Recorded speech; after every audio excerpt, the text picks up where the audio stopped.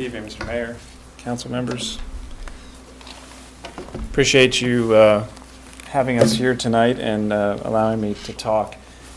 Your wonderful first responder community invited me. Obviously, Ashland's a big train town and one that I have spent a fair amount of time in with my time at CSX. And your folks had called and shared with me that there were concerns about rail safety, and obviously it's been a very topical issue lately. We have been going or undergoing the past couple of years in the United States an energy revolution with some new technologies known as fracking and horizontal drilling. And it has pretty dramatically increased domestic oil production.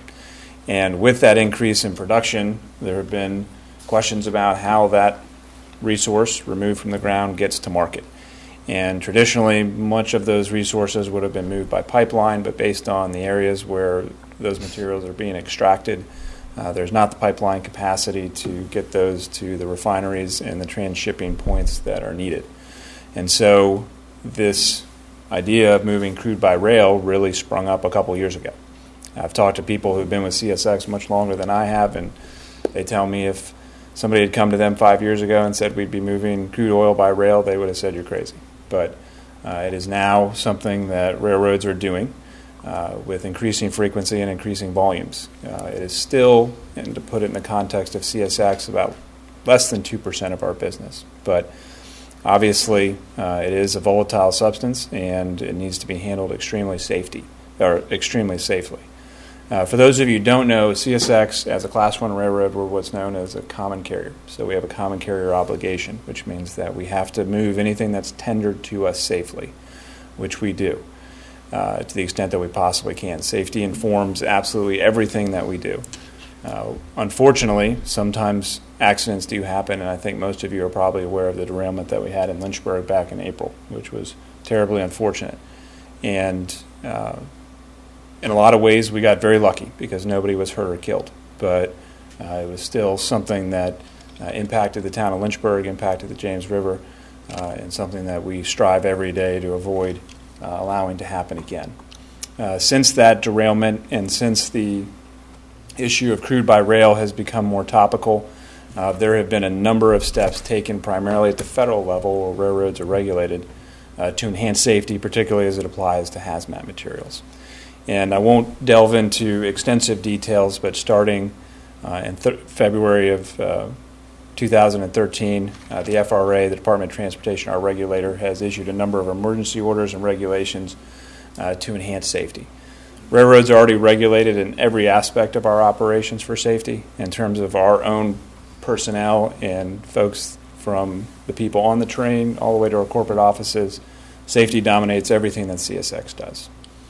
So we do everything we can to prevent accidents from happening. But when you're moving huge amounts of material, large equipment, we all recognize that sometimes, despite our best efforts, things do happen. Our goal is zero preventable accidents. In the cases where things do happen, we take a number of steps to make sure that we can respond effectively. First and foremost, we partner with localities, first responders, emergency responders to make sure that they have the training and the expertise necessary to effectively respond to an incident. And in that vein, we do a number of things. We provide a number of different types of training, everything from online courses to self-paced courses that part-time volunteers can take.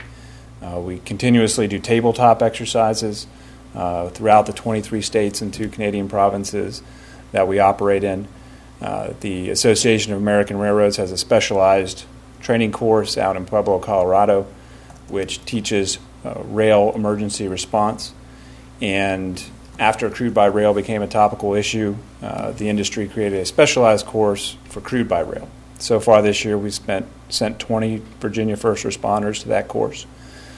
Some other things that we do is we have our own safety train, which allows first responders like your folks here to get out and actually see all the different types of tank cars, all the different types of materials, and get several days of training. So our safety train was in Richmond from October 1st to the 4th this year. We trained about 240 responders.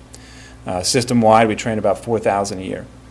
And it's my hope in the next year we can get the safety train back to Virginia again and hit some more spots where particularly we run crude by rail. So it's something that we work very hard to make sure that our responders are prepared. And then finally, should there be an incident, we bring an enormous amount of resources to the table. If we have an accident, if we cause a problem, we're committed to fixing it for the long term. And we have highly trained personnel. We have very specialized equipment.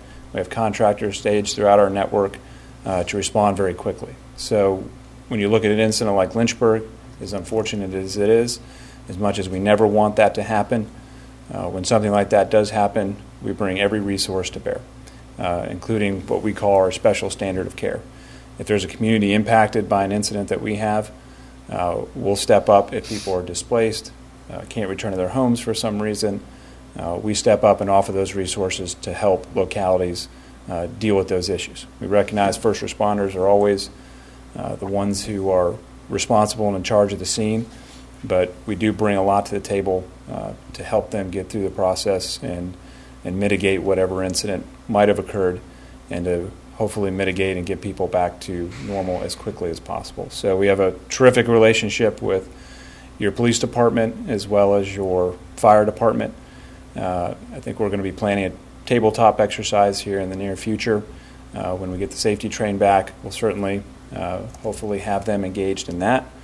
And we were out in Goochland maybe 6 weeks ago for a pretty broad-based table exercise for a rail incident. I know some of your folks were out there as well. So just wanted to thank you again for having us here. Thank you for your wonderful partnership and support of CSX and the unique aspect that it is in this town. So with that, I'll take any questions or turn it over to the gentleman in uniform. I just have Questions from council? one quick question, Yes, and ma'am. I apologize for putting you on the spot here, but I was at the first meeting of Secretary Moran's task force after Lynchburg, and it was very clear that there's a lot of confidence in our first responders, in our local first responders, in CSX. But one of the complaints that I heard is that there's not great communication across jurisdictions between federal agencies and state agencies, that there's sometimes a breakdown in communication that keeps us from always being as on top of regulations as we ought to be. Do you see that as something that's improved since Lynchburg, or is that something that we need to continue to talk to our federal delegations about? I think both. Okay. I think you should constantly strive to improve it. I was in public safety for the state, and there's certainly different jurisdictions are differently situated. Some have a large amount of resources, are very qualified in terms of a lot of specialized things. You know, you look at Henrico, the regional hazmat team, they have abilities that Goochland, where I used to live, doesn't have, which is mainly a local volunteer fire department, although those folks are absolutely amazing and I have no doubt can handle most incidents. But I think it's always important to try and keep information flow going back and forth, coordination back and forth. I'll let those guys speak to it more, but you know, it's interesting because folks have said, you know, in terms of Lynchburg, again, a terribly unfortunate incident, but the response was very effective. And I think a lot of it was because when everybody got to the scene, CSX, the amazing responders, first responders from Lynchburg, and the state officials from the Virginia Department of Emergency Management, DEQ, everyone, we weren't handing out business cards. We all knew each other. We'd worked together before. So we knew what had to be done, and we were able to turn to it very effectively. And every stage of that response, that cleanup, the restoration of the area has to be coordinated amongst all these different groups. And if you don't know each other and you're not talking to each other before that happens, you're probably going to have issues. So I think that it's something that you should always encourage and reach out to your fellow jurisdictions. Since Lynchburg, I think awareness has gone up quite a bit. You know, one of the things that we had planned as crude by rail became more prevalent was a crude by rail safety tour across our James River line, which basically runs the breadth of Virginia. And we were in the planning stages of that when Lynchburg happened. And so Lynchburg made it even more prescient. And so we spent about 6 weeks going to every single jurisdiction along our crude by rail route and sitting down with the emergency manager, town manager, or county manager, or city manager, talking about crude by rail safety, giving a much more extensive briefing, making sure that they had what they needed from us and were aware of what was going on, what resources we were bringing to the table, some of the things that I discussed with you tonight. So I think awareness has come up or increased since Lynchburg. But again, I think communication is something that you should always make a continual thing. Thank you. Thank you. Thank you.